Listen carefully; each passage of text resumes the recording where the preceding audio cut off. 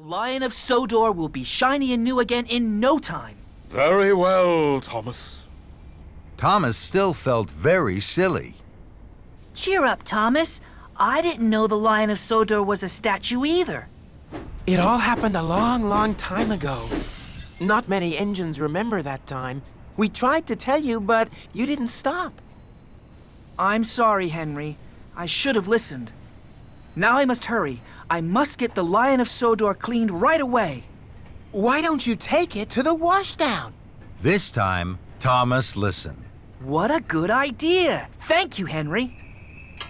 Thomas was coupled to the flatbed and he chuffed quickly away. Thomas took the Lion of Sodor to the washdown. Soon, the sticky mess was washed off. That looks much better, Thomas. But now the statue isn't shiny. Take it to the steamworks, Thomas. They'll polish it until it sparkles and shines. This time, Thomas listened. Thank you, Edward. That's a very good idea. Victor will know just what to do. And Thomas puffed quickly away.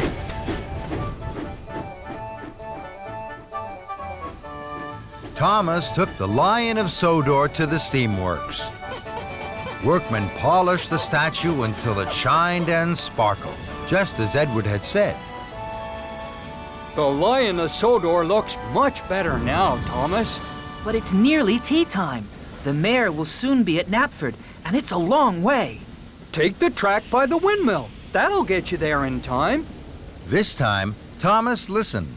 Thank you, Toby. That's a good idea. Thomas took the shortcut past the windmill. He huffed and puffed as fast as his pistons could pump towards Knapford. Children cheered and passengers waved as Thomas chuffed by. Everyone wanted to see the Lion of Sodor, and everyone wanted Thomas to stop. I can't stop now. I mustn't be late. The mayor will be at Knapford, and he won't wait. And Thomas whooshed on his way. Thomas puffed proudly into Knapford Station. The mayor had just arrived. He was delighted to see the new Lion of Sodor. The statue shined and sparkled in the sun. Well done, Thomas. This is the finest statue I've ever seen. And the cleanest! Everyone cheered. And Thomas smiled from footplate to fender. First, I must collect Annie and Clarabelle.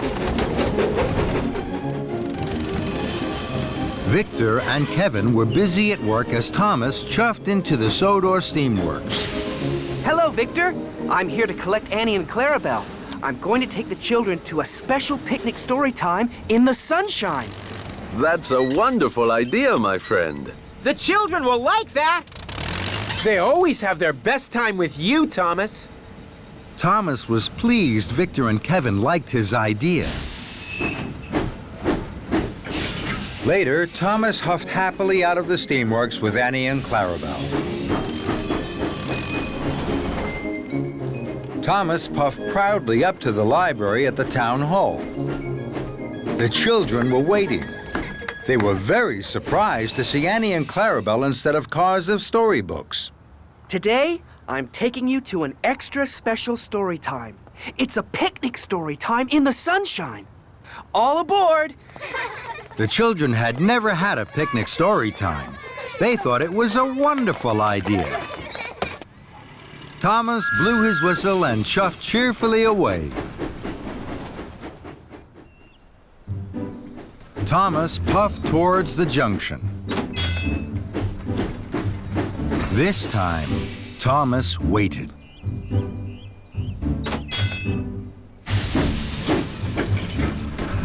Then, he took the branch line back to Farmer McCall's field.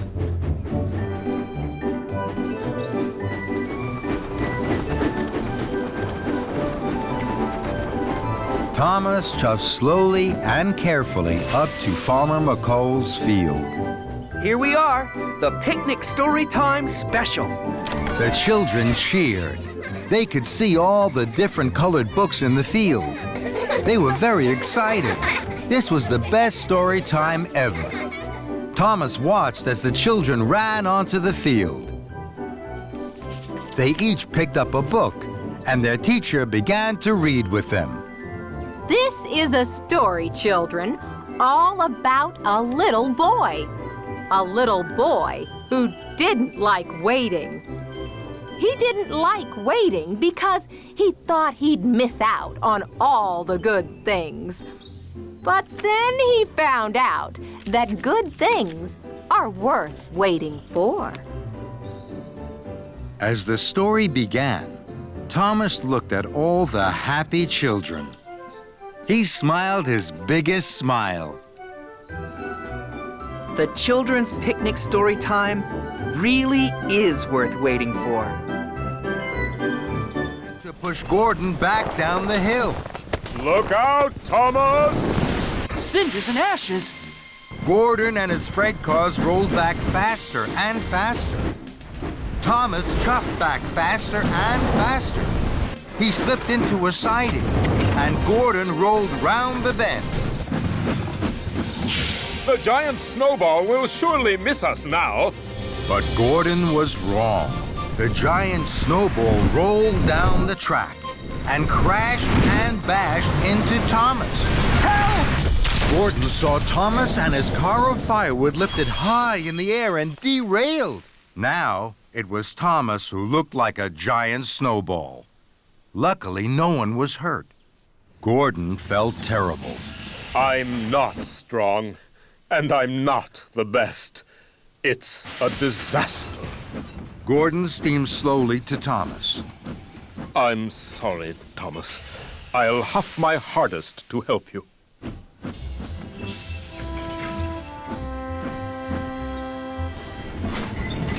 Gordon heaved and hauled. He pushed and puffed, but the snow was too heavy. The snow was too thick. Gordon could not chuff through it to help his friend. I'm not strong enough, Thomas. I'll find Rocky. He's stronger than me. Gordon found Rocky at Brendam Docks. Hello, Thomas. I'll have you back on the tracks in no time. Soon, Thomas was no longer a snowball. He was a bright blue engine again. Thank you, Rocky. Now I must deliver my firewood. I'm very late. The station masters will be waiting, and they'll be very cold. I'll help you, Thomas. What about your very important job? I delivered my freight cars to the docks. Now I can help you with your very important job. Thomas was happy to have his friend's help. Thank you, Gordon. Thomas and Gordon chuffed cheerfully through the snow. And when they came to a hill, they always puffed around it. Together, Thomas and Gordon delivered the firewood to all the stations. The station masters were very pleased to see them. At last, Gordon and Thomas puffed home to Tidmouth's sheds. They were tired, but they were happy to have been really useful. Gordon wished grandly. I have something very important to say. No engine is special, and every engine is best. Thomas and his friends whistled. They all agreed with Gordon. You didn't say hello today, so I thought you were sad. I brought the flowers because I wanted to make you happy. Mavis sighed. I wasn't sad. I didn't say hello because I was thinking about all the jobs I had to do today. Emily felt very silly. I wish I had asked if you were sad. Then I wouldn't have brought the flowers and the quarry wouldn't be in a terrible mess. Mavis looked at the mess. She looked very sad. Emily wanted to think of a way to make Mavis happy. And now she knew she had to ask. Mavis, what would make you happy? I would like the quarry to be tidy and all the engines to be really useful. Emily felt very pleased she had asked Mavis. Now, she knew exactly what to do to make Mavis happy. I can't move. I'm covered in slate dust, and my firebox has gone out. Don't worry, Thomas. I'll shunt you over to the coal hopper. You'll soon be burning brightly again. Thank you, Emily. So Emily worked hard. She puffed and she huffed, and she heaved Thomas to the coal hopper. Then she biffed and she bashed the flower beds away from the hopper so that Edward could shunt his freight car to be filled.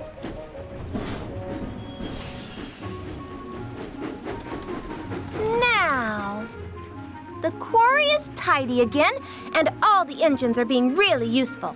Is there anything else that would make you happy? Yes. I want you to deliver the flowers to Knapford Station, where they should be. Right away, Mavis. At last, Emily arrived at Knapford Station. Here are the flowers for the new flower boxes. Thank you, Emily.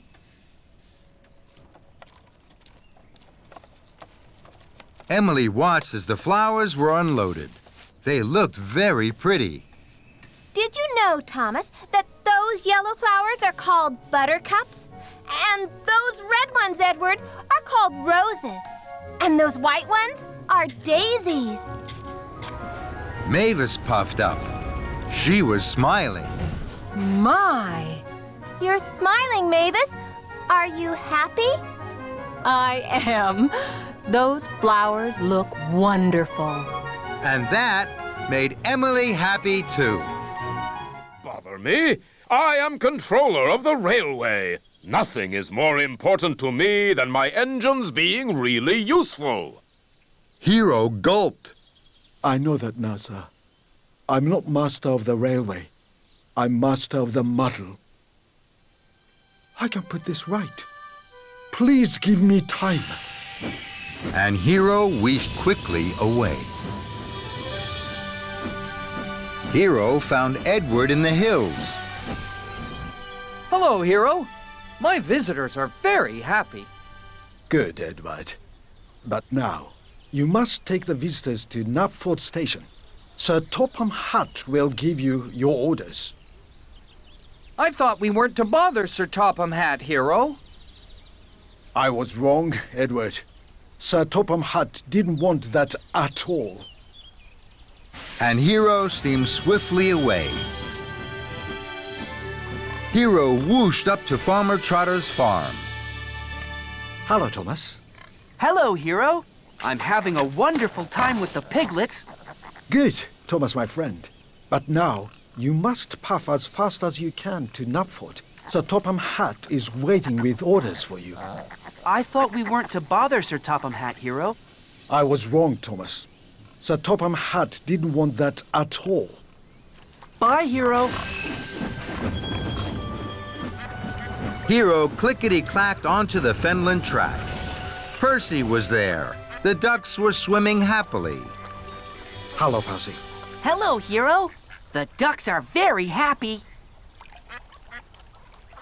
I'm pleased to hear that, Percy. But now, you must take the ducks to Knapford. Sir Topham Hatt has orders for you. I thought we weren't to bother Sir Topham Hatt. I was wrong, Percy.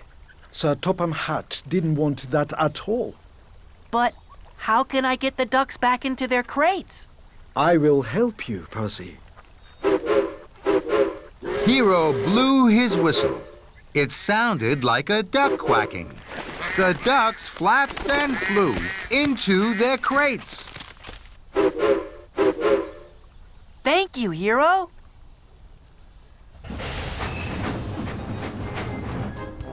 Later, Sir Topham Hatt had given his orders to the engines. Now, you all know what you have to do. Chuff away and be really useful. Hero puffed forward. And what shall I do, sir? You, Hero, will do what you have always done. You will be helpful, Hero. helping me. Creak and a crank, and a crank and a creak. Cranky raised the flatbed of straw into the air. Thomas's funnel fizzed. Told you so. You're still creaky cranky. And you're still Tiny Thomas. That made Thomas even crosser. More than ever, Thomas wanted to prove Creaky Cranky wrong. He had to find the heaviest thing he could. Then, an idea flew into his funnel. Lift me, Cranky. Cranky looked at Thomas. He couldn't let Thomas win. Cranky's hook swung low over Thomas. Thomas hardly dared puff. With a creak and a crank, and a crank and a creak, and very, very slowly, Cranky raised Thomas high into the air. Bubbling boilers! Creaky Cranky is lifting me! Then there was trouble. Cranky creaked louder than ever. His crane arm stuttered and juddered. It creaked and it croaked. Then it cracked. Oh, no. Cranky's crane arm had broken, and it was all Thomas's fault. Thomas was stuck high in the sky and blowing in the breeze. Then Sir Topham had arrived. Thomas, what are you doing up there? I'm sorry, sir. I was... You are causing confusion and delay. The Duke and Duchess have no wood, straw bales, or eggs. Now I see you have them all here. Cranky is broken, and you, Thomas, think it's a good time to try being a bird. The Duke and Duchess are waiting. Thomas felt very silly. Then Sir Topham Hatt looked at Cranky. And you're as silly as Thomas. Cranky crumpled. The shame to be as silly as a steamy. Soon, a workman had climbed up Cranky. Slowly and carefully, Thomas was lowered and landed with a jolt and a judder, just as Spencer arrived. Dear, oh dear, Thomas, what a mess. Little engines can get into very big trouble. Thomas felt even sillier in front of Spencer, but he knew now that being strong was only good if you were also really useful. And he had to be really useful. Spencer, I need your help. You're very strong and can pull much heavier loads than me. Will you take the wood, the straw bales, and the eggs to the summer house for me, please? It's my fault that Cranky is broken. I must put everything right as quickly as I can. Very well. Thank you. I'm sorry, Cranky. I know you're strong, stronger than me. I'll be back soon with the right parts to fix you. Then Thomas pumped his pistons and puffed out of the docks. Some shiny brown chestnuts to eat. Please, may I have some for them? The children were delighted to give Thomas some of their shiny brown chestnuts. Thank you. I must go. Farmer McCall is waiting for me. And Thomas puffed away. He felt even more pleased. At last, Thomas chuffed to Farmer McCall's farm. Farmer McCall was waiting. He was cross. Thomas, you're late. Where have you been? I'm sorry, Farmer McCall. I stopped to collect some milk, some juicy red apples, and some shiny brown chestnuts for the piglets. Farmer McCall looked at Thomas's flatbed. He saw the milk, the juicy red apples, and shiny brown chestnuts. Your flatbed is full. You have no room for straw now. Fizzling fireboxes. I didn't think about that. I hope the piglets will like the milk, the apples, and the chestnuts just as much as straw. I must puff straight back to Farmer Trotter's. The piglets will be born soon. So Thomas pumped his pistons and chuffed quickly away. Thomas pulled up at the farm. Farmer Trotter was waiting. He looked at Thomas's full flatbed. He was surprised. Thomas, where's the soft straw? I thought the piglets would like these things just as much as straw. No, Thomas. Piglets need soft straw, and they're about to be born. Thomas felt very silly. I'm sorry. I'll empty my flatbed, then I'll puff back to Farmer McCall's as fast as I can.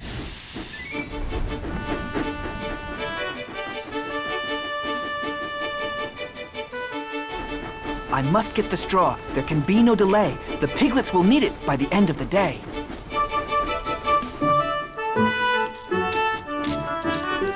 Thomas saw Percy at the water tower.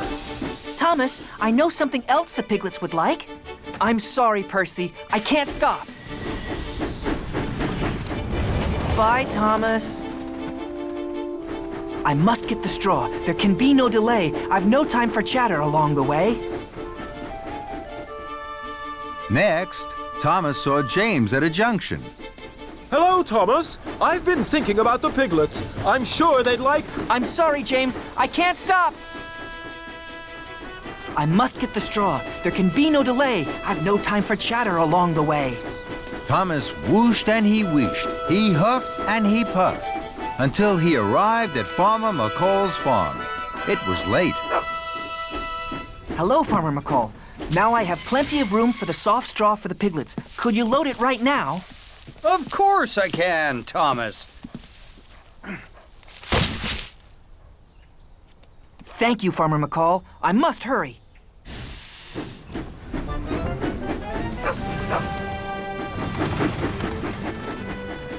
Thomas's pistons pumped and his axles ached. I must puff fast. There's no time for delay. The piglets need straw by the end of the day.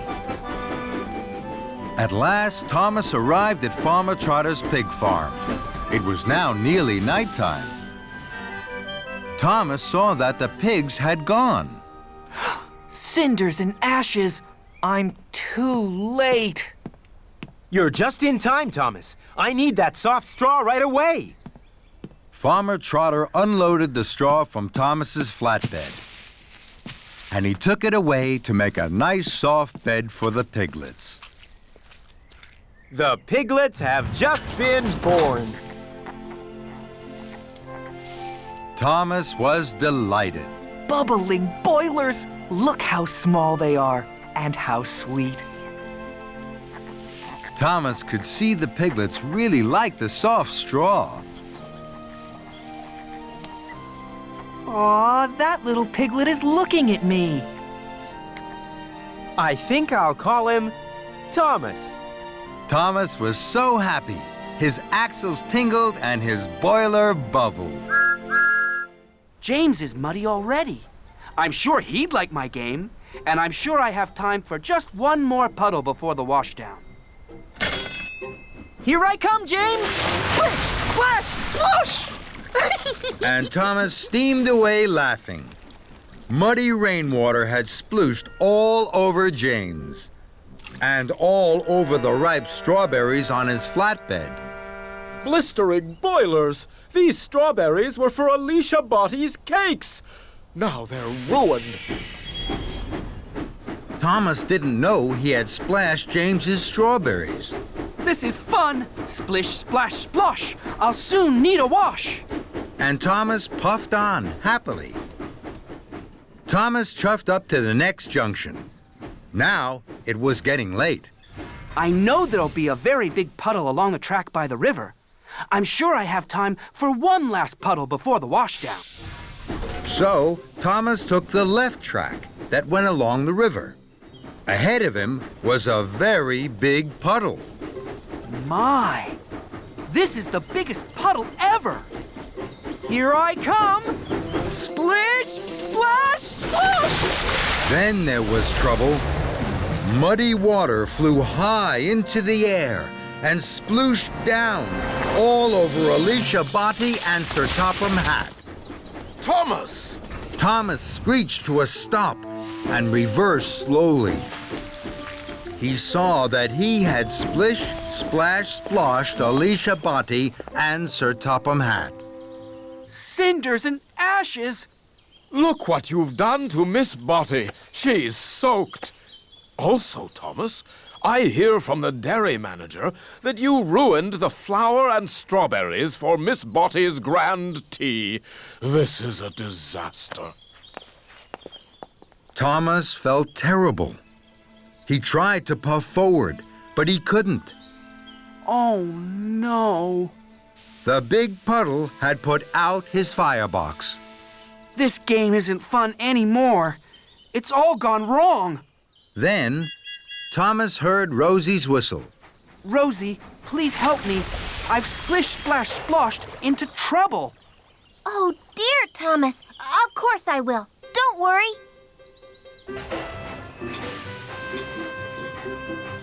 Rosie heaved and huffed Thomas onto dry tracks. With my dry coal, Thomas, your boiler will soon be bubbling. Thank you, Rosie. Now, I can't go to collect Sir Topham Hatt and Alicia body. Would you take my special for me? Of course I will. I'll go right away. Later, Thomas was once more all alone. Thomas gasped. Cinders and ashes! I haven't found a welcome present for Hero, and I haven't told anyone about the party. This won't make Hero happy. Thomas felt terrible. Then, his boiler bubbled, and his wheels whirred. Hello, Hero. Goodbye, Hero. And Thomas steamed swiftly out of the station. Thomas puffed to Farmer McColl's. Emily, chuff as fast as you can to Knapford. Sir Topham Hatt is having a welcome party for Hero. Tell everyone you pass. Thomas, I've had a marvelous idea for a special present for Hero. I'm sure he would like a bright, shiny dome. Victor must have one. Thomas was stern. Thank you, Emily. Now is not the time to find presents. You must hurry. And Thomas chuffed quickly away. Mavis, Toby, James, and Henry were still at the quarry. You must all chuff to Knapford as fast as you can for Hero's welcome party. Thomas, I think I know exactly what Hero would like as a special present. A new glowing lamp. That would be very special. Thomas was firm. Thank you, Henry. Now is not the time to find presents. You must hurry. And Thomas steamed swiftly away to the steamworks. Kevin, please tell all the engines to race to Knapford for Hero's party. My friend, Kevin and I have been thinking, what about a new shiny buffer for Hero? I think Hero would find that very special. Don't you think so, boss? Thomas? Thomas knew what he thought. I think now is not the time to find presents. Thank you, but you must tell the engines to hurry, please. And Thomas pumped his pistons and puffed away. Thomas clickety-clacked down the track this way and that, telling his friends all about the party. Thomas puffed into Knapford Station. His face was red and his firebox glowed. Thomas, where have you been? Hero's welcome party is almost over. I'm sorry, sir. I was trying to find you a welcome present, Hero. Something special from Sodor. But I couldn't find anything. I'm sorry. Hero smiled. Thomas, my friend, you must not worry. My welcome present is right here. Being with my friends is the biggest present of all. And the most special present from Sodor. There is nothing more special. Then Thomas smiled and smiled. He knew Hero was right. And so did all his friends. Here we are. Watch out for the warbler. The visitors were very excited. They opened the carriage doors carefully. They didn't want to scare the Sodor warbler away. Henry felt very happy. At last, I've been helpful. I've done a good deed. Henry tooted a loud goodbye. Then there was trouble. A colorful bird flapped and flew from a tree high into the sky and away. It was the Sodor warbler. The visitors moaned and groaned. Fizzling fireboxes. The bird was scared of my loud whistle. Henry steamed sadly away. I wanted to help the pigs. I wanted to help Farmer Trotter. I wanted to help the visitors. But I haven't helped anybody. I've done no good deeds. And I haven't delivered the nesting pole. Henry felt terrible. Henry huffed towards Bluff's Cove. He had to deliver the nesting pole. I don't think anyone is ever going to say, "Well done, Henry," to me. Henry waited at a junction. His wheels wobbled with worry. Now I'm sure I'll be late with the nesting pole. Sir Topham Hatt will be cross with me. Oh dear, oh dear. Suddenly, a colorful bird flew from a tree. Henry was too sad to smile at the bird. The bird landed on Henry's buffer. At least I can give that bird a rest and a ride. So, Henry and the beautiful bird chuffed on towards Bluff's Cove. Henry puffed to the halt. A lot of visitors were waiting. They were hoping to see the Sodor warbler. I hope they'll be pleased that I have delivered the nesting pole. But the visitors weren't just pleased. They were amazed. They smiled and pointed and took out their cameras. Henry was surprised. Oh, the visitors seem very pleased to see me. I can't think why. After all, no one has said, "Well done, Henry." Well done, Henry. You have brought the Sodor warbler to us. Hooray for Henry! Henry blinked and blushed. The bird I carried on my buffer was the Sodor warbler. Then Thomas arrived with more visitors. Well done, Henry. Henry was so proud, his firebox fizzed and his boiler bubbled. And this time, I wasn't even trying to do a good deed. Soon the nesting pole was up. The Sodor warbler looked snug and sleepy in its nest at the top.